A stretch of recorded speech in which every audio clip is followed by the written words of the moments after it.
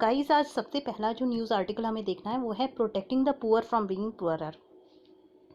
तो देखिए ये जो ग्लोबल पैंडमिक है इसने हमारे लिए चॉइसेस बहुत डिफ़िकल्ट कर दी हैं और स्प्रेड करने के लिए जो है लॉकडाउन करना ज़रूरी था, सोशल डिस्टेंसिंग करना ज़रूरी था। और ये जो सोशल डिस्टेंसिंग आ रहा है ये बहुत बड़ी इकोनॉमिक कॉस्ट पर आ रहा है। जो निचला तबका है वो सबसे ज़्यादा अफेक्ट होगा इससे। अब इसमें कोई अनसर्टेनिटी, देखिए ये इंपॉर्टेंट पॉइंट है, ये बहुत बहुत इंपॉर्टेंट है। देखिए लॉकडाउन से क्या फ़ायदा होगा इस बारे में कोई अनसर्टेनिटी नहीं है, बट इतना ज़रूर सर्टेन है कि जो लोअर इनकम डिस्ट्रीब्यूशन ग्रुप के लोग हैं उनको बहुत ज़्यादा नुकसान होने वाला है। स्लो डाउन जो है इकोनॉमिक एक्टिविटी का, वो लॉस ऑफ लाइवलीहुड मतलब उसमें उसकी वजह से लॉस ऑफ लाइवलीहुड होगा। और जो इकोनॉमिकली वल्नरेबल ग्रुप्स हैं जैसे कि आपके जो लैंडर्स लेबर्स हो गए, इन लोगों को बहुत ज़्यादा सेक्रीफाइसेस करने पड़ रहे हैं जिससे कि पूरी सोसाइटी की हेल्थ बेहतर हो सके। तो ये एक अपने आप में बहुत खेद वाली बात है कि हमारे जो वल्नरेबल सेक्शंस हैं उनको जो है बहुत ज़्यादा सेक्रीफाइसेस देने पड़ रहे हैं, अपने लाइवलीहुड्स के सेक्रीफाइसेस देने पड़ रहे हैं। उसके अलावा जो है वो धीरे धीरे पॉवर्टी की तरफ पुश हो रहे हैं। तो इसको मिटिगेट करने के लिए उनकी इस सेक्रीफाइस को हमें दूर करना होगा। ये पूरी सोसाइटी का दायित्व है, ये सिर्फ गवर्नमेंट का दायित्व नहीं है, ये हमारा भी दायित्व है। और इसके लिए गवर्नमेंट को जो है सेफ्टी नेट प्रोग्राम इंक्रीज करने पड़ेंगे, सोशल सेफ्टी कवर बढ़ाना पड़ेगा और जो है ब्रॉड बेस्ड प्रोग्राम बनाने पड़ेंगे लॉन्ग टर्म के लिए, अभी शॉर्ट टर्म के लिए नहीं। तो क्या क्या लॉन्ग टर्म और शॉर्ट टर्म इफेक्ट्स होंगे, बहुत ही इंपॉर्टेंट है ये आर्टिकल। प्लीज़ इसको वेरी वेरी इंपॉर्टेंट कैटेगरी में डाल लीजिएगा और इसके सारे पॉइंट्स जो है आप नोट करके रखिएगा। जीएस पेपर 1 में आपके पॉवर्टी वाले इशू में ये आएगा डेफिनेटली, यहाँ से आपके क्वेश्चंस आएंगे। तो पहली चीज़ क्या है, शॉर्ट टर्म इफेक्ट क्या है, जो मॉर्बिडिटी मतलब जो मृत्यु दर है, मोर्टालिटी रेट है, ये हमेशा जो है उन लोगों में ज़्यादा होता है जिनका इनकम डिस्ट्रीब्यूशन कम है।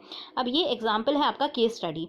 स्पेनिश फ्लू को जब 1918 में आया था तो उसकी वजह से 50 से 100 मिलियन लोग मर गए थे पूरी दुनिया में। अगर हम इंडिया की बात करें तो इंडिया की जो है 18 मिलियन लाइव्स जो है लूज़ हुई थी, मतलब हमारी आबादी के 6% लोग मारे जा चुके थे स्पेनिश फ्लू में। इसी तरह से यूएसए की बात करें तो यूएसए में 6,75,000 डेथ्स हुई थी। और ये सारी जो डेथ्स थी वो देखा गया था कि उसमें जो मोर्टालिटी रेट था वो माइनॉरिटी ग्रुप का यूएसए के अंदर ज़्यादा था। माइनॉरिटी ग्रुप हमेशा वहाँ पुअरर सेक्शन होता है तो उनका ही मोर्टालिटी रेट ज़्यादा था। और ये सारे इकोनॉमिकली वल्नरेबल लोग थे। इनके पास देखिए, जब हम इकोनॉमिकली पुअर होते हैं तो इम्यूनिटी लेवल पुअर होता है, क्योंकि और उसके अलावा ये लोग जो है बहुत क्राउडेड स्पेसेस में रहते हैं। जैसे कि अभी एग्जांपल है धारावी की स्लम्स। धारावी की स्लम्स में इतना ज़्यादा तेज़ी से स्प्रेड हो रहा है क्योंकि वहाँ सोशल डिस्टेंसिंग पॉसिबल नहीं है। इसी तरह से यूएस में घेटोज़ होती हैं, मतलब लोग जो है बहुत क्राउडेड स्पेसेस में रहते हैं। इसकी वजह से डिजीज़ कोई एपिडेमिक होती है तो बहुत तेज़ी से फैलती है। उसके अलावा घेटोज़ में और इस स्लम्स में जो है सेफ़ वाटर नहीं होता, सैनिटेशन की प्रॉब्लम होती है। वो लोग जो है सैनिटाइज़र्स नहीं एफर्ड कर सकते, मास्क नहीं एफर्ड कर सकते हैं, उनको जो है साफ़ पानी तक नहीं मिलता तो वो हैंड वॉशिंग की हैबिट नहीं इतनी कर सकते और उनके पास क्वालिटी हेल्थ केयर भी वो एक्सेस नहीं कर पाते हैं। इसलिए जो वल्नरेबल सेक्शन है उसको सबसे ज़्यादा इफेक्ट पड़ता है। डेथ और इलनेस जो कोविड-19 की वजह से होगी, उसकी वजह से इकोनॉमिक लॉसेस होते हैं। देखिए, अगर कोई अर्निंग मेंबर जो है फैमिली का वो मर जाता है तो उससे जो है बहुत ज़्यादा फाइनेंशियल लॉस होता है हर जगह, बट उनके ऊपर ज़्यादा लॉस पड़ता है जो मार्जिन जो मतलब एकदम मार्जिन पे हैं। तो आपकी बीपीएल लेयर, मान लीजिए बीपीएल लेयर के लिए 100 रुपये कमाने हैं, अब कोई 101 कमा रहा है तो ये एपीएल कैटेगरी में आ जाएगा, बट ये मार्जिन पे है। तो अगर इसमें ज़रा भी इम्पैक्ट पड़ेगा तुरंत ये बीपीएल कैटेगरी में कन्वर्ट हो सकता है। तो इन लोगों को लॉसेस ज़्यादा होते हैं। इसीलिए जो अब ये इधर का छोड़ दीजिए, यहाँ से देखिए, जो प्रोडक्टिविटी की स्टडी हैं वो ये शो करती हैं कि इन्फेक्शियस डिजीज़ेस हमेशा पुअर जो हाउस होल्ड्स होते हैं, जो गरीब तबके के लोग होते हैं, उनको ज़्यादा इफेक्ट करती हैं और वो लोग कम से कम अपनी आधी इनकम इस तरह के एपिडेमिक्स में लूज़ कर देते हैं।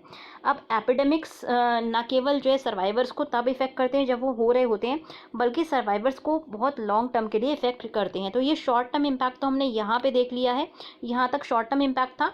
अब यहाँ से हम लॉन्ग टर्म इम्पैक्ट्स को देखेंगे।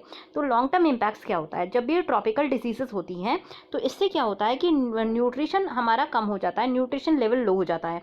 और स्पेसिफिकली जो प्रेग्नेंट वीमेन है उनका न्यूट्रिशन लेवल लो हो जाता है और अर्ली चाइल्डहुड में जो है न्यूट्रिशन इफेक्ट जो है कम हो जाता है।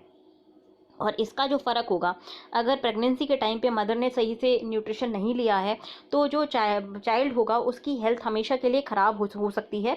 और इवन उनकी जो है कोग्निटिव एबिलिटी कम हो जाएंगी, मतलब उनकी इंटेलिजेंस कम हो जाएगी, उनकी जो एजुकेशनल अचीवमेंट रिड्यूस हो जाएंगे। और इसकी वजह से इनकम्स भी जो है जब वो बड़े हो जाएंगे तो उनकी इनकम्स भी रिड्यूस हो जाती हैं। इसमें एक स्टडी हो चुकी है, स्टडी का नाम था इज़ इन्फ्लुएंजा पैंडमिक ओवर, और long term effects of in utero influenza exposure in the post in 1940 US population. मतलब कि जो प्रेगनेंसी के टाइम पर इन्फ्लुएंजा का एक्सपोजर हुआ था उसका क्या फ़र्क पड़ा यूएसए के पॉपुलेशन में, ये एक स्टडी की गई थी। और इसमें ये देखा गया था कि 15% लोग 15% बच्चे उनके बच्चे जिन मदर्स को जो है इन्फ्लुएंजा हुआ था वो ग्रेजुएशन उन्होंने जो है नहीं कर पाए थे। मतलब 15% बच्चे ये ग्रेजुएट नहीं हो पाए। और ये जो रेट था इसी तरह से जो वेजेस थे, मतलब उनकी जो सैलरीज थी वो 5 से 9% लोअर थी। मतलब अगर मदर को इन्फ्लुएंजा नहीं था तो उनकी उस बच्चे की सैलरी हमने देखा, मतलब कोरिलेशन स्टडी में सैलरी हाई देखी गई थी। इसी तरह से अगर मदर को जो है प्रेगनेंसी के वक्त इन्फ्लुएंजा था तो डिसेबिलिटी जो है काफ़ी बढ़ गई थी। बच्चे के अंदर डिसेबिलिटी होने के चांसेस 20% ज़्यादा थे बाकी लोगों के कंपैरिजन में। तो इसी तरह से ये जो स्टडी है ये क्लियरली दिखाती है कि कहीं ना कहीं जो लॉन्ग टर्म इम्पैक्ट्स पड़ते हैं, स्पेसिफिकली अगर प्रेग्नेंट वुमेन को ये कोविड-19 से अफेक्ट होती है तो कहीं ना कहीं लॉन्ग टर्म इम्पैक्ट्स पड़ेंगे बच्चे के ऊपर, उसकी एज ए एडल्ट उसकी लाइफ के ऊपर भी इम्पैक्ट्स पड़ सकते हैं। तो पॉपुलेशन इसी तरह से ये देखिए कोविड-19 भी कोई नई बीमारी नहीं है, इंटीग्रेशनल इंटरजनरेशनल इसके इफेक्ट पड़ेंगे ही पड़ेंगे और स्पेसिफिकली जो वल्नरेबल पॉपुलेशन है उसके ऊपर पड़ेंगे। तो इसीलिए जो रिलीफ प्रोग्राम होने चाहिए वो लॉन्ग टर्म के लिए इंटेंडेड होने चाहिए। दूसरी चीज़ क्या है, जब लॉकडाउन्स हो जाता है तो बहुत सारी इकोनॉमिक एक्टिविटी का लॉस होता है। अब आप देखिए ऑलमोस्ट 40 डेज़ का हमारे कंट्री में लॉकडाउन है। 40 डेज़ को अगर आप वीक्स में कन्वर्ट करते हैं तो ऑलमोस्ट 5 to 6 वीक का लॉकडाउन है। अगर किसी भी इकोनॉमी में 6 हफ्ते का लॉकडाउन हो जाता है तो इकोनॉमी पूरी तरह से जो है आप ये समझ लीजिए कि बंद हो जाती है। तो इकोनॉमिक एक्टिविटी को दोबारा स्टार्ट करने के लिए बहुत टाइम लगता है और उसकी वजह से जो है बहुत ज़्यादा एम्प्लॉयमेंट पे अफेक्ट पड़ता है, लाइवलीहुड पे अफेक्ट पड़ता है। और इस बार तो इकोनॉमी ना केवल इंडिया, बहुत सारी कंट्रीज़ लॉकडाउन है तो ग्लोबल लेवल पर भी इस पर बहुत ज़्यादा फ़र्क पड़ेगा। इंडिया में सबसे ज़्यादा लोग हैं जो लॉकडाउन के अंदर कवर्ड हैं। एक CMIE का सर्वे हुआ था, ये हमने कल भी देखा था ना जब हम कॉम्प्रिहेंसिव न्यूज़ एनालिसिस कर रहे थे, तो उसमें ये बताया गया था कि 44% जो हाउस होल्ड्स हैं उनकी इनकम अभी कम हुई है और 10% इनकी अर्ली मार्च में इनकम कम हुई है। इसी तरह से एक और सर्वे किया गया था नेशनल काउंसिल ऑफ अप्लाइड, ये इसको अलग से मार्क कर लीजिए, डेटा के लिए ही काम आएगा। आप इस डेटा को यूज़ कर सकते हैं मेंस के किसी भी आंसर में, तो इसको अलग से रख लीजिएगा। एक ऐसा करिए, एक कॉपी बनाइए फैक्ट बुक के नाम से। फैक्ट बुक में इस तरह के डेटाज आप डालते जाइएगा, जैसे जैसे हम CNA करते हैं उसमें ये फैक्ट बुक में मैं आपको वैसे फैक्ट्स बताती रहूँगी कि ये लिखने हैं, तो इन फैक्ट्स को आप नोट डाउन कर लीजिए और जब आप आंसर राइटिंग करेंगे फैक्ट्स को इंक्लूड करिएगा उसमें। एनीवेज आगे बढ़ते हैं। एक और फैक्ट जो फैक्ट बुक में आपको नोट करना है वो ये है, national council of applied economic research इस दिल्ली में उसने ये फाइंड किया था कि 84% जो रिस्पॉन्डेंट्स हैं उन्होंने रिपोर्ट किया था कि उनकी इनकम का लॉस हुआ है। 30% को जो है शॉर्टेज हो रही थी फूड की और मेडिसिन की। तो और ये सब चीज़ें जो है हाउस होल्ड और रूरल एरियाज़ में ज़्यादा हैं। हिस्टोरिकली जो इकोनॉमिक डाउनटर्न्स होते हैं उससे लाइवलीहुड का लॉस होता है, डाइटरी इंटेक कम हो जाता है और पुअर अगर आप खाना जो ख़राब होता है तो उससे जो है हेल्थ केयर की क्वालिटी भी आपकी कम हो जाएगी, इम्यूनिटी पावर्स कम हो जाती है। और जो इफ़ेक्ट होता है लॉकडाउन का वो सबसे ज़्यादा 2 सेक्शंस पे पड़ता है, एक तो प्रेग्नेंट वुमेन और एक आपके चिल्ड्रन। तो देखिए लॉकडाउन की वजह से सारे स्कूल्स बंद हैं तो बच्चों के जो मिड डे मील मिल रहे थे वो उतना रेगुलरली उनके पास नहीं पहुंच रहे हैं। ऐसे में जो न्यूट्रिशनल लेवल है बच्चों का भी आप देखिएगा आगे देखने में कम हो जाएगा। और इसी तरह से प्रेग्नेंट वुमेन को भी जो न्यूट्रिशन मिल रहा था अभी आपको पता ही होगा इंडिया में जो पोषण अभियान है उसके तहत प्रेग्नेंट वुमेन को भी न्यूट्रिशन दिया जाता है, तो फूड अवेलेबल कराया जाता है, तो दोनों के लिए ये प्रॉब्लम आएगी और इन दोनों सेक्शंस पे सबसे ज़्यादा इम्पैक्ट पड़ेगा। तो स्टडीज़ ये शो कर रही हैं कि जब भी घर में कुछ भी कमी होती है तो ऐसे में सबसे पहले कटौती जो है प्लेट की विमेन के न्यूट्रिशन से की जाती है। और विमेन के न्यूट्रिशन या एक्सेस ऑफ हेल्थ से पे फ़र्क पड़ेगा, जैसे कि टेटनस इम्यूनाइजेशन प्रोग्राम उनका कम हो सकता है। अगर टेटनस इम्यूनाइजेशन प्रोग्राम नहीं हुआ तो उसके लॉन्ग टर्म इफेक्ट्स होंगे बच्चों, आने वाले बच्चों की एजुकेशन पर और उनकी अचीवमेंट्स पर। इसी तरह से अगर न्यूट्रिशन कम लिया जाए प्रेगनेंसी के टाइम पे तो उससे जो है चाइल्डहुड जो ग्रोथ होती है वो स्टैंडर्ड देखी जाती है। स्कूल के बंद होने से ये देख ही लिया था कि स्कूल में जो मिड डे मील स्कीम है वो बंद है इस वक्त, तो बच्चों का न्यूट्रिशन लेवल कम हो सकता है। तो अब इसको सॉल्व कैसे करना चाहिए? इसको सॉल्व करने के लिए हमें जो सेफ्टी नेट है उसको एक्सटेंड करना होगा।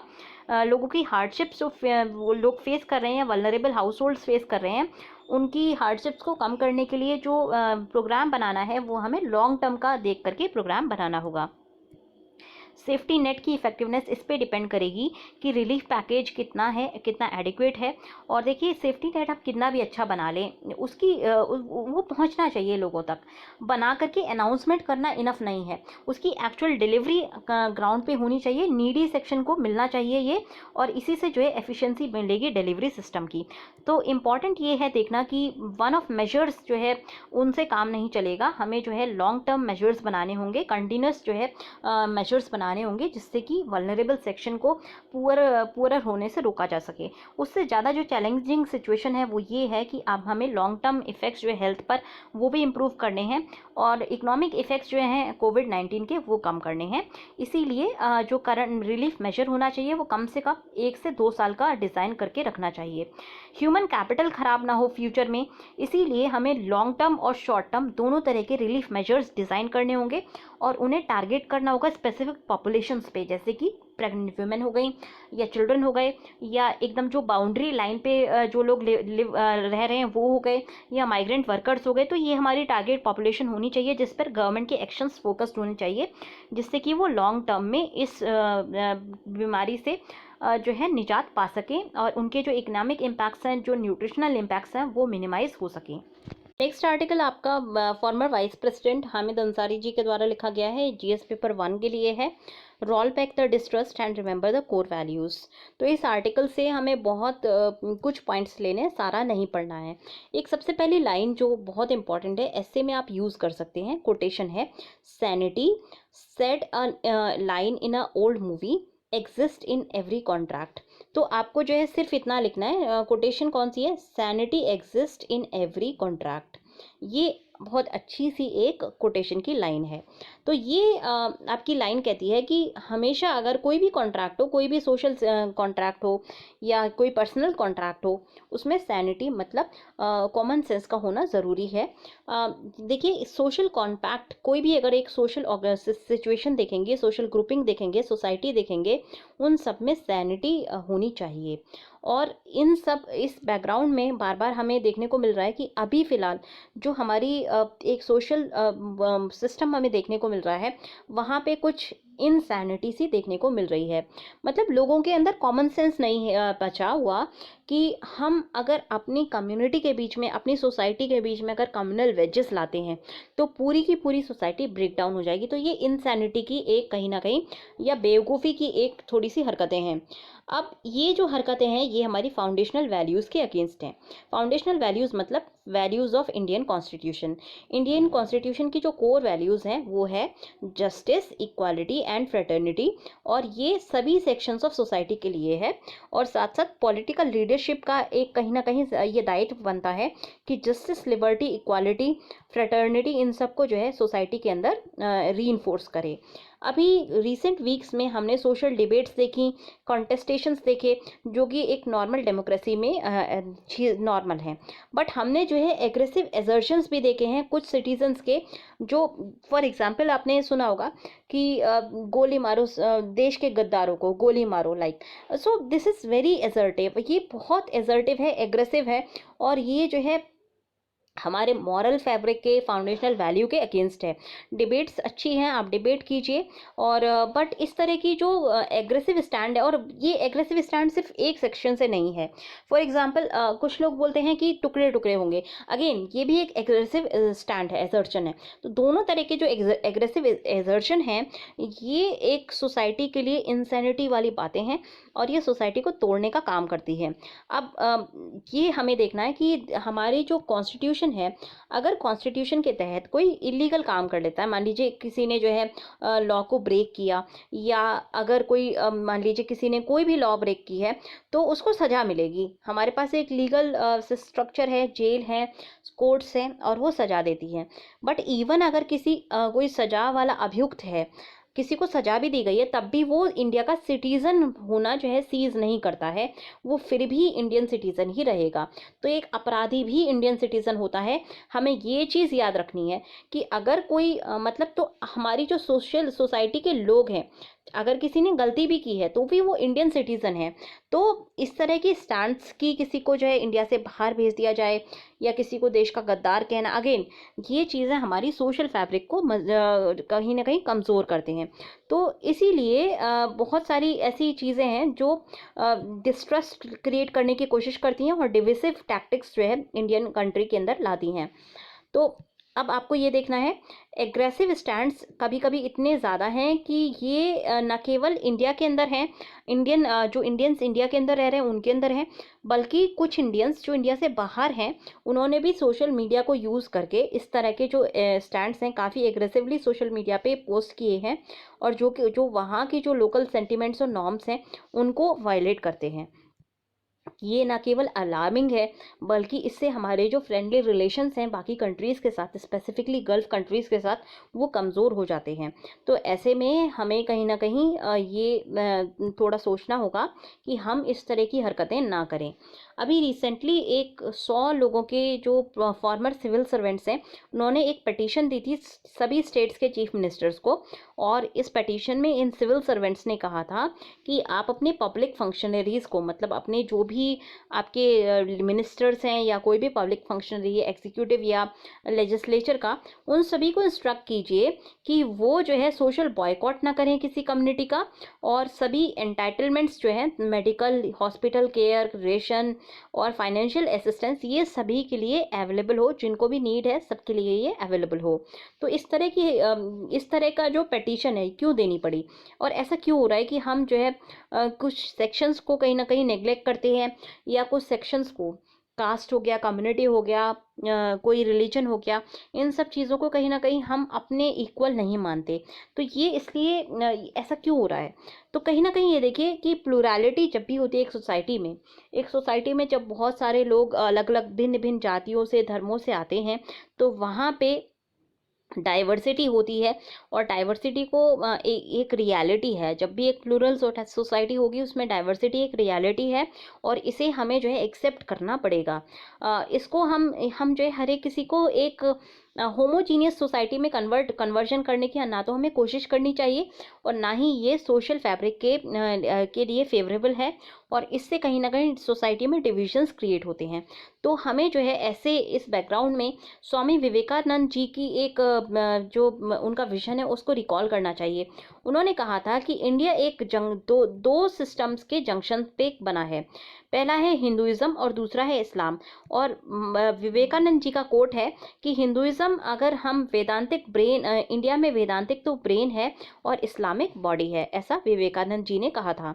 अब इसी तरह से इसी अप्रोच को जो है इंटर कम्युनल यूनिटी अपील 1923 में बनाई गई थी। ये लाला लाजपत राय, मुफ्ती किफ़ायतुल्लाह, स्वामी श्रद्धानंद, मौलाना आज़ाद, कस्तूरबा गांधी और 95 बाकी अदर नेशनल फ्रीडम फाइटर्स ने भी यही अपील की थी। उन्होंने कहा था कि अगर कोई भी इंडिविजुअल या ग्रुप ऑफ इंडिविजुअल्स जो किसी एक कम्युनिटी में को बिलोंग करते हैं, और वो किसी दूसरी कम्युनिटी के खिलाफ वायलेंस करते हैं, उनको अटैक करते हैं, उनकी प्रॉपर्टी को हार्म करते हैं, या उनकी फीमेल्स को डिसऑनर करते हैं, या उनकी प्लेसेस ऑफ वर्शिप जैसे कि मंदिर, मस्जिद, चर्च, गुरुद्वारे, इन सब को तोड़ते हैं, या फिर अपने किसी नेबर को या टाउन्समैन को का सोशल बॉयकॉट करते हैं, तो ये एक रिलीजियस सिन है।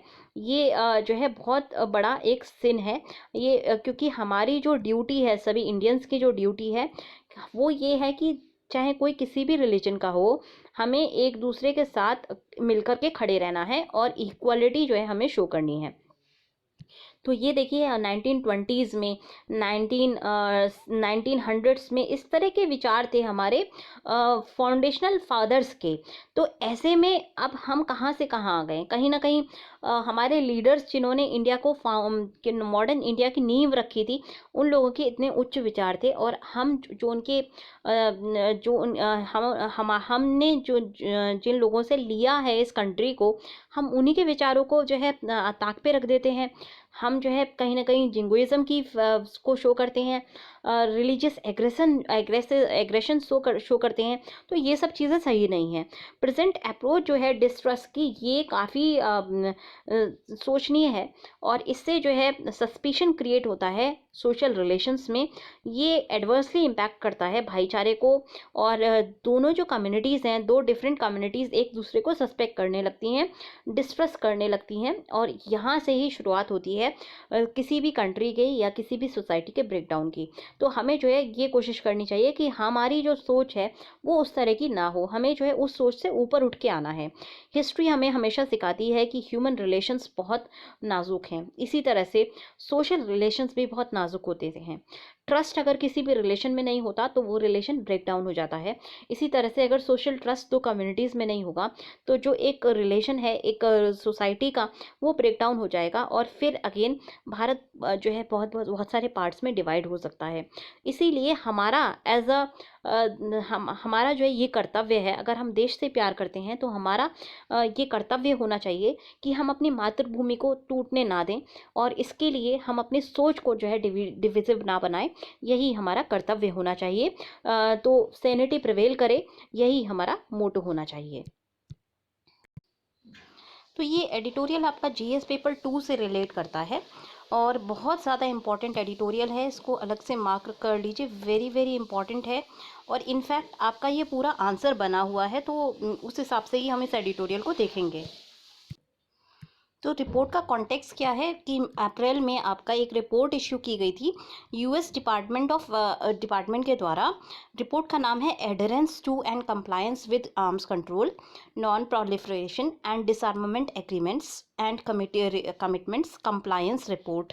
तो रिपोर्ट का नाम जो है आपको याद करना है ये, जिससे कि आप आंसर्स में इसको यूज़ कर सकें, ठीक है। इसको अलग मार्क कर लीजिए।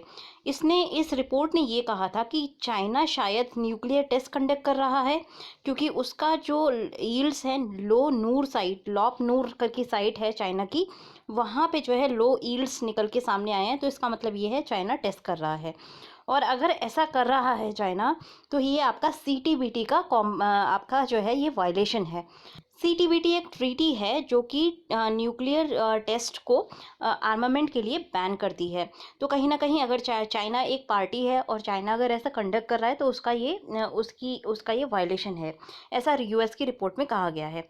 यूएस की रिपोर्ट और भी कहती है कि रशिया ने भी न्यूक्लियर वेपन्स का जो एक्सपेरिमेंट है वो कंडक्ट किया है, और ये जो है इनके जो न्यूक्लियर ईल्ड हैं ये ज़ीरो ईल्ड के लिए अकॉर्डिंग कंसिस्टेंसी शो कर रहे हैं।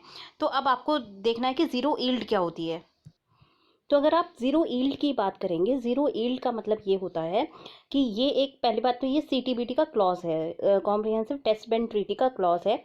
ज़ीरो ईल्ड का मतलब है, ये क्लॉज कहता है कि ऐसा कोई भी न्यूक्लियर रिएक्शन नहीं कंडक्ट किया जाएगा जो सेल्फ सस्टेनिंग चेन रिएक्शन को जन्म देगा। तो चाहे वो पीसफुल पर्पस के लिए किया जाए, चाहे वेपन मेकिंग के लिए किया जाए, कोई भी हमको ऐसा टेस्ट नहीं करना है जिससे कि सेल्फ सस्टेनिंग जो है चेन रिएक्शंस हो जाएं, उसको ज़ीरो ईल्ड कहा जाता है।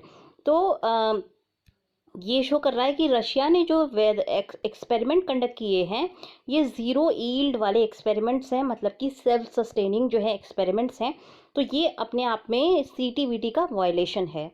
अब चाइना और रशिया ऑब्वियसली इन दोनों ने जो है यूएस की इस क्लेम को रिजेक्ट कर दिया है, पर एक बात यहाँ से क्लियर हो गई है कि जो मेजर पावर्स हैं रशिया, चाइना और USA, इनमें जो है एक arms race, nuclear arms race दोबारा से शुरू हो गई है।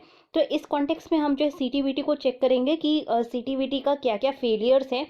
एक सेंचुरी जो है आपके 25 साल हो चुके हैं CTBT को एनफोर्स हुए, क्वार्टर ऑफ सेंचुरी हो चुका है, उसके बावजूद भी जिन कंट्रीज़ ने सीटीबीटी लेकर के आए थे वही कंट्रीज़ जो है इसको कंप्लाई नहीं कर रहे हैं। तो इसका मतलब ये है कि सीटीबीटी का बहुत बड़ा फेलियर एक नज़र आया है। अब सबसे पहले समझना है आपको सीटीबीटी का मीनिंग क्या है, कॉम्प्रिहेंसिव टेस्ट बैंड ट्रीटी क्या है। तो ये जो है बैन अगर हम देखें तो बहुत सालों से, जब से न्यूक्लियर टेस्ट हो गए थे उसके बाद से, स्पेसिफिकली जब 1945 में एक हिरोशिमा नागासाकी का जो डिवास्टेशन वर्ल्ड ने देखा था, उसके बाद एक नीड सी फील हुई थी कि कहीं ना कहीं न्यूक्लियर आर्म्स रेस को रोकना चाहिए, क्योंकि न्यूक्लियर जो टेक्नोलॉजी है उसमें इतनी ताकत है कि वो पूरी जो ह्यूमैनिटी है उसको तबाह कर सकती है। तो इसीलिए सभी कंट्रीज़ ने कोशिश की कि हम जो है कोल्ड वॉर पॉलिटिक्स के टाइम पर ये कोशिश थी कि अब न्यूक्लियर आर्म्स रेस को रोका जाए। तो एक पार्शियल बैन ट्रीटी जो है कंक्लूड हुई थी 1963 में, और इसने जो है अंडर वाटर और एटमॉस्फेरिक टेस्ट को रोक दिया था।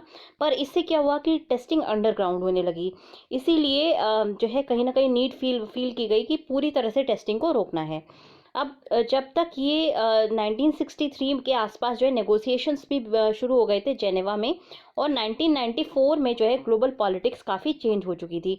1990s में आपका कोल्ड वॉर ख़त्म हो चुका था, न्यूक्लियर आर्म्स रेस को भी ख़त्म हो गई थी, सोवियत यूनियन का ब्रेकडाउन हो गया था, और बहुत सारी चीज़ें जो है यूएस की कहीं ना कहीं हेगेमनी से शुरू हो गई थी। तो इसीलिए एक जो नीड थी, सारी कंट्रीज एक पेज पर आ गई थी कि हाँ टेस्ट बैन होना चाहिए। 1991 में रशिया ने अपनी तरफ से यूनिलेटरली एक मॉरेटोरियम इशू किया था। मॉरेटोरियम का मतलब उन्होंने कहा था कि हम जो है आगे अब न्यूक्लियर टेस्ट को कंडक्ट नहीं करेंगे, और इसी चीज़ को जो है यूएसए ने भी यूनिलेटरली 1992 में डिक्लेयर कर दिया था। और 1991-1992 तक यूएस के अगर हम टेस्ट देखें तो 1054 टेस्ट हो चुके थे, और रशिया के 715 टेस्ट हो चुके थे। ठीक है, ये जितने भी आपके जो हाईलाइटेड पोर्शन है ये आपको मार्क करना है। मैं बार बार नहीं बोलूँगी क्योंकि फिर एक फ्लो टूटता है। अब नेगोशिएशन जो है हमेशा से कंटेंशियस रहा है, क्योंकि कहीं ना कहीं न्यूक्लियर आर्म्स को कंट्रीज़ अपनी जो है मसल पावर के रूप में यूज़ करती हैं। फ्रांस और चाइना ने टेस्ट कंटिन्यू किए थे, क्योंकि जो मॉरेटोरियम इशू किया था वो यूएसए ने और रशिया ने किया था। तो फ्रांस और चाइना फिर भी टेस्टिंग कर रहे थे, 1990s की बात है ये। और उन्होंने कहा कि हमने आप लोगों से काफ़ी कम टेस्ट किए हैं, इसीलिए हमें जो है नई डिज़ाइंस को बनानी है। और सीटीबीटी का मतलब ये नहीं, फ्रांस और चाइना का ये भी कहना था कि सीटीबीटी का मतलब ये नहीं है कि आप न्यूक्लियर डिटरेंस को नहीं डेवलप कर सकते। न्यूक्लियर डिटरेंस का मतलब है कि आप न्यूक्लियर वेपन्स इसलिए बना रहे हो जिससे कि आपके ऊपर कोई न्यूक्लियर अटैक ना करे। तो इसलिए फ्रांस और चाइना ने टेस्ट शुरू रखे थे। इवन फ्रांस और चाइना ने एक आइडिया जो है सोचना शुरू कर दिया था कि हम टेस्टिंग लो कर दें, मतलब 500 टन ऑफ टीएनटी के इक्विवेलेंट तक टेस्टिंग जो है अलाउ हो। ये जो है आपका लिटिल बॉय वाला जो बॉम्ब था जो हिरोशिमा पे ड्रॉप किया गया था, उसका 1/13 हिस्सा, मतलब इतना अगर हम टेस्टिंग करते हैं तो ये सीटीबीटी में फ्रांस और यूएसए के प्रपोजल्स थे। अब सिविल सोसाइटी ने काफ़ी स्ट्रांगली रिएक्ट किया इस प्रपोजल के ऊपर, इसीलिए इस आइडिया को ड्रॉप कर दिया गया। कुछ कंट्रीज़ ने प्रपोज किया कि सबसे अच्छा तरीका ये है कि कॉम्प्रिहेंसिव टेस्ट बैन परमानेंटली सारी जो टेस्ट साइट्स हैं उसको शट डाउन कर दे। और ये आइडिया जो है न्यूक्लियर वेपन स्टेट्स जैसे कि यूएसए हो गया, रशिया हो गया, फ्रांस हो गया, चाइना हुआ, उनको पसंद नहीं आया। तो इवन जो शटडाउन वाला पार्ट था ये भी नहीं हो पाया। फाइनली यूएसए ने एक आइडिया किया कि हम जो है कॉम्प्रिहेंसिव टेस्ट बैन को ज़ीरो ईल्ड के रूप में पेश करेंगे। तो ज़ीरो ईल्ड अभी मैंने बताया था, ज़ीरो ईल्ड का मतलब अगेन आप देख लीजिए कि ऐसे टेस्ट जो कि super critical hydro nuclear test को बैन करता है। Super critical hydro nuclear test का मतलब ऐसा टेस्ट जो सेल्फ सस्टेनिंग नेचर का हो, मतलब एक बार चालू हो जाए तो स्वतः वो चलता रहेगा, चेन रिएक्शंस को जन्म देगा। तो ऐसे टेस्ट को बैन कर दिया जाए, ये आइडिया आया था सीटीबीटी के टाइम पे। और बाकी जो सब क्रिटिकल हाइड्रोडायनामिक न्यूक्लियर टेस्ट होते हैं उसको बैन नहीं किया जाएगा। यूएसए और फ्रांस जब एक उस पे आ गए थे, एक मत हो गए थे इस बात को लेकर के, धीरे धीरे रशिया और चाइना ने भी इस अंडरस्टैंडिंग को मान लिया और फाइनली ये लोग जो है ट्रीटी लेकर के आए।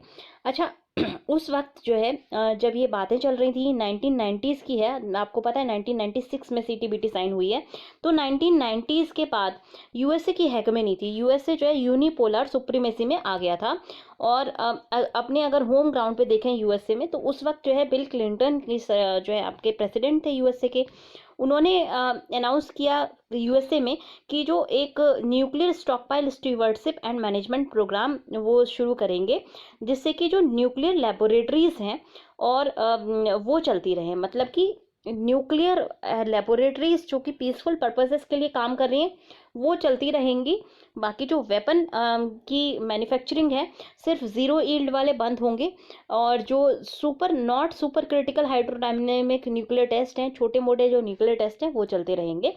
ऐसा इस ट्रीटी के टर्म्स थे। फाइनली जो सीटीबीटी अनाउंस हुई थी, जब जो फाइनल आपका ड्राफ्ट देखेंगे कॉम्प्रिहेंसिव टेस्ट बैंड ट्रीटी का, तो ये ड्राफ्ट कहता है कि सारी पार्टीज किसी भी तरह का न्यूक्लियर वेपन टेस्ट कंडक्ट नहीं कर सकती हैं या न्यूक्लियर एक्सप्लोजन नहीं कर सकती हैं। और न्यूक्लियर टेस्ट और एक्सप्लोजन का के जो टर्म्स हैं कि किस चीज़ को आप न्यूक्लियर टेस्ट कहेंगे या किस चीज़ को एक्सप्लोजन कहेंगे, ये एलैबोरेट नहीं किए गए हैं और डिफाइन नहीं किए गए हैं। अब सीटीबीटी में कंट्रोवर्सीज क्या हैं, इसकी ये इतनी अथॉरिटेटिव ट्रीटी क्यों नहीं है? देखिए, एक कंट्रोवर्सी आई थी आर्टिकल 14 की ट्रीटी के आर्टिकल 14 में। तो ट्रीटी का जो आर्टिकल 14 है ये डिसआर्मामेंट की बात करता है नॉन न्यूक्लियर स्टेट्स को। तो इसने ट्रीटी ने कहा कि जो नॉन न्यूक्लियर स्टेट्स हैं वो किसी भी तरह का एक्सप्लोजन और टेस्ट नहीं कर सकते। तो नॉन न्यूक्लियर स्टेट्स उन स्टेट्स को कहा गया था जो 19 जिनके पास टेस्ट कैपेबिलिटीज 1963 तक थी, वो जो है आपके न्यूक्लियर स्टेट होंगे, और उसके बाद जिनके पास नहीं थी वो नॉन न्यूक्लियर स्टेट होंगे।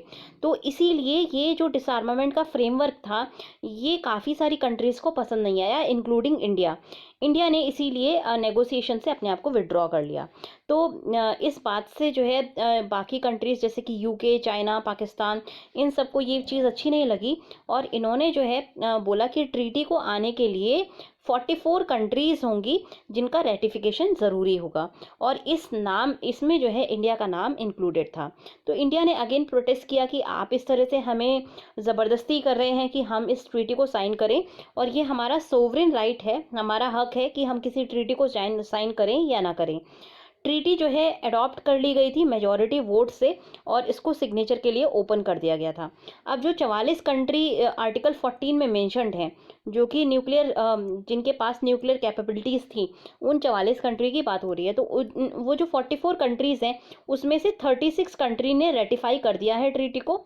चाइना, इजिप्ट, ईरान, इजराइल और यूएसए, इन्होंने साइन कर दिया है बट इन्होंने रेटिफाई नहीं किया है। तो ये बहुत ही इंपॉर्टेंट डेटा है, ये आपका प्रीलिम्स में कई बार ये क्वेश्चन आया है कि सीटीबीटी को किसने साइन किया है, किसने रेटिफाई किया है। तो आपको ये देखना है साइनिंग कर दी गई है 36 कंट्री के द्वारा जो है रेटिफिकेशन है। अब बाकी जो कंट्रीज़ हैं जिन्होंने रेटिफाई नहीं किया है बट साइन कर दिया, वो हैं चाइना, इजिप्ट, ईरान, इजराइल और यूएसए। चाइना कहता है कि वो तभी रेटिफाई करेगा जब यूएसए रेटिफाई करता है, रेटिफाई करता है। और कौन कौन सी कंट्रीज़ हैं जिन्होंने कभी साइन नहीं किया? तो 3 कंट्रीज़ हैं सिर्फ जिन्होंने कभी साइन नहीं किया। उन कंट्रीज़ का नाम है आपका नॉर्थ कोरिया, इंडिया और पाकिस्तान।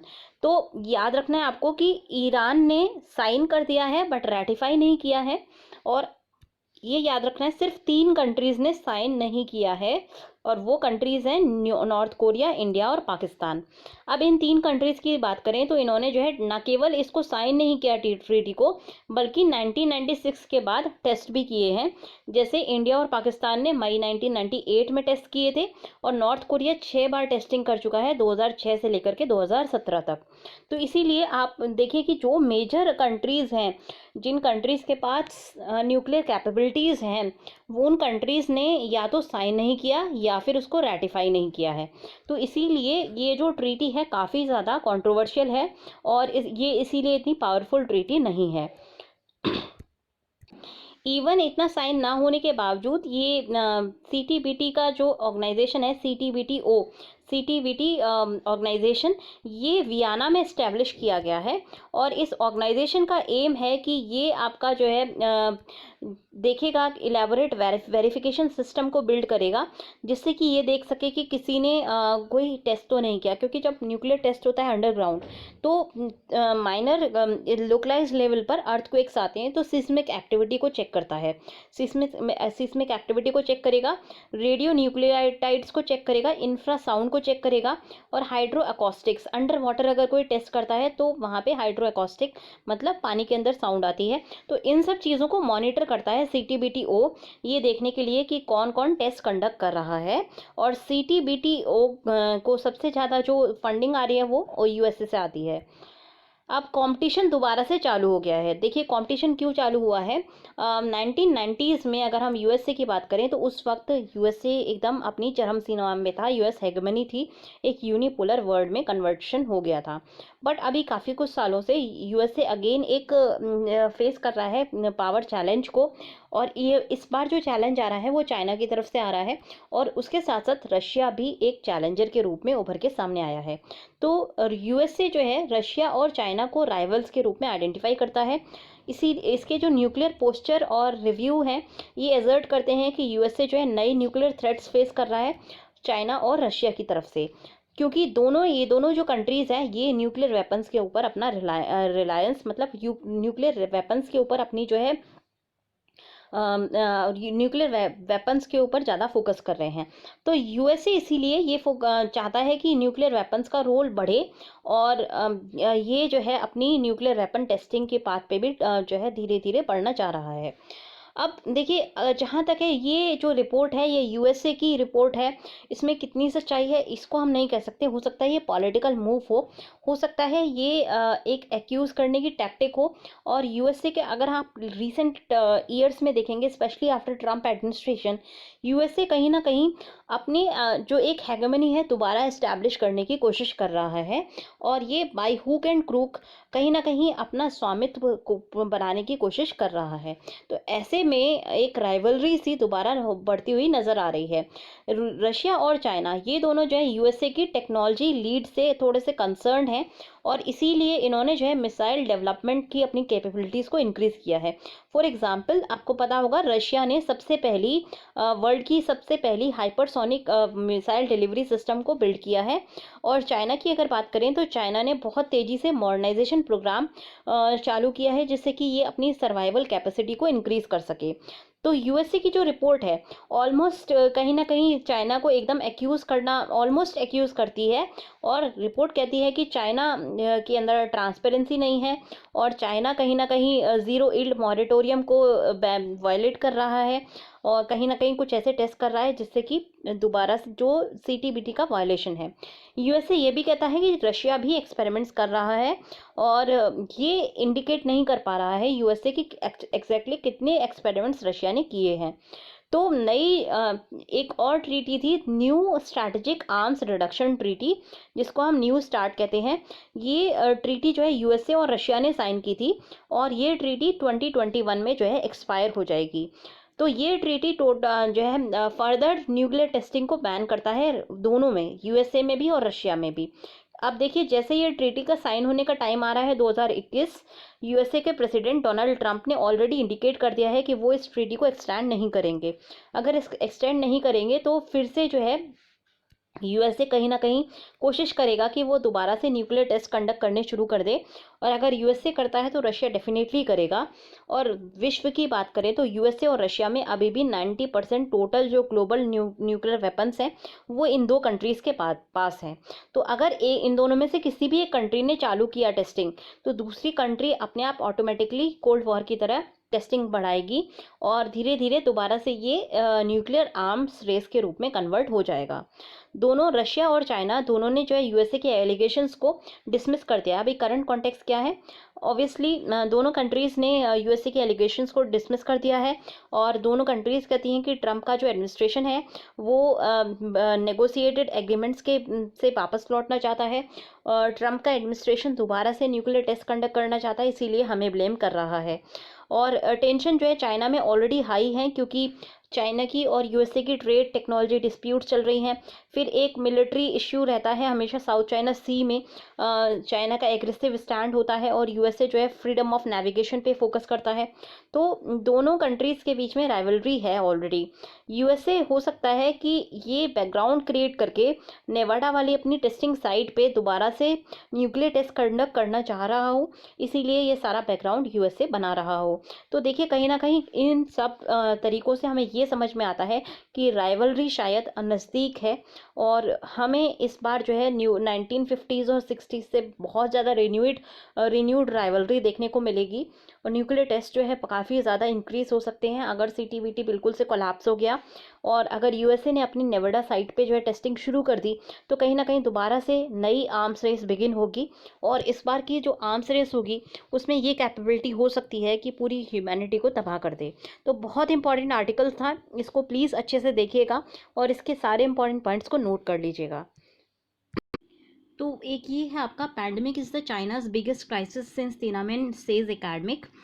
यहाँ पे आपको देखना है कि ये बोला गया है कि पैंडमिक बहुत ज़्यादा बड़ा इशू है और इसमें से आपको जो टेकअवेज देखने हैं वो ये है। देखिए यहाँ पे देखिए कि वेस्ट, इस वाले पॉइंट को आपको देखना है कि वर्स ऑफ होगा या बेटर ऑफ होगा। तो चाइना की वेस्टर्न कंट्रीज़ में जो है चाइना की जो पोजीशन है वो वर्स होने वाली है, क्योंकि यूरोपियन मार्केट्स में और यूरोप में और यूएसए में दोनों में जो है चाइना को ब्लेम किया जा रहा है इस क्राइसिस के लिए। उसके अलावा और कंट्रीज़ जैसे कि जापान, इंडिया, साउथ कोरिया, ये सब कैसे रिएक्ट करेंगी इस पे डिपेंड करेगा कि चाइना की क्या हालत होगी। इसमें इतना ही है। साथ साथ ये भी कहा गया है कि डीकपलिंग करना मतलब पॉलिटिक्स को और इकोनॉमी को डीकपल करना, अलग अलग करना थोड़ा सा ईजी नहीं होगा। तो ये दो चीज़ें हैं जो हमें देखने हैं, ये दो टेकअवेज हैं इस आर्टिकल से। नेक्स्ट आपका आर्टिकल है कि क्या CO2 लैब से शुरू हुआ है। तो इस आर्टिकल में क्या टेक अवे है, तो एविडेंस हमें क्या दिखाता है। कल वाले आर्टिकल में हमने देखा था एविडेंस हमें दिखाता है कि जो सार्स की CO2 का जो जीनोम है वो काफ़ी कुछ आपके बैट के जीनोम से मिलता जुलता है।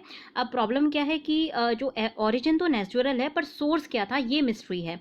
तो इसीलिए यहाँ पे जो है सोर्स की अभी तक रिकग्निशन नहीं हुआ है।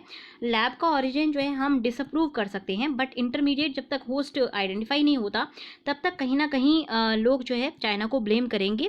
और जब तक ओरिजिन पता नहीं चलेगा तब तक जो है जो इंटरमीडिएटरी होस्ट है तब तक हमें नहीं पता चलेगा कि एक्चुअली सोर्स क्या था और किस तरह से ये SARS-CoV-2 का वायरस फैला है। तो इसके लिए कोई एविडेंस नहीं है प्रूव करने के लिए कि लैब से लीक हुआ था, पर डिसप्रूव करने के लिए भी कोई एविडेंस नहीं है। तो अभी टाइम बताएगा कि ये क्या, इसका जो सोर्स है वो क्या है। फिर एक बहुत अच्छा आर्टिकल है, Punjab could see more areas under cotton cultivation. तो यहाँ पे जो है देखिए यहाँ पे ये लिखा गया है कि 3 लाख के एकड़ के आसपास जो एरिया है वो कॉटन खारिफ क्रॉप की कल्टीवेशन का वो कॉटन के अंदर आ सकता है पंजाब के अंदर। ऐसा इसलिए है क्योंकि जो लेबर्स होते थे बिहार और यूपी से, वो लोग पैडी में जो है स्पेशलाइजेशन करते हैं, उनकी एक्सपर्टाइज होती है पैडी में, क्योंकि वो लोग जो है अपने घरों को चले गए हैं पैंडेमिक की वजह से, इसीलिए कॉटन का कल्टीवेशन करना पड़ेगा और जो कल्टीवेशन होगा इसका पैडी का वो रिड्यूस हो जाएगा। एनीवेज पंजाब गवर्नमेंट भी जो है डाइवर्सिफिकेशन करने की कोशिश कर रही थी, तो कहीं ना कहीं ये क्रॉप डाइवर्सिफिकेशन में हेल्प करेगा। नेक्स्ट है आपका GS2 का आर्टिकल है, Australia cancels premier air exercise. India Australia की एक एयर कॉम्बैट ट्रेनिंग एक्सरसाइज है जिसका नाम है पिच ब्लैक। तो पिच ब्लैक को जो है कैंसिल कर दिया गया है। तो यहाँ से आपको बस ये याद रखना है, अलग फैक्ट बुक में लिख लीजिए, पिच ब्लैक इंडिया ऑस्ट्रेलिया की जो एक्सरसाइज है, जो आपकी एयर एक्सरसाइज है, ठीक है। तो ये आपको देखना है यहाँ से। फिर एक और जो न्यूज़ बहुत छोटा सा है, Kim Jong Un train spotted eight Wonsan town.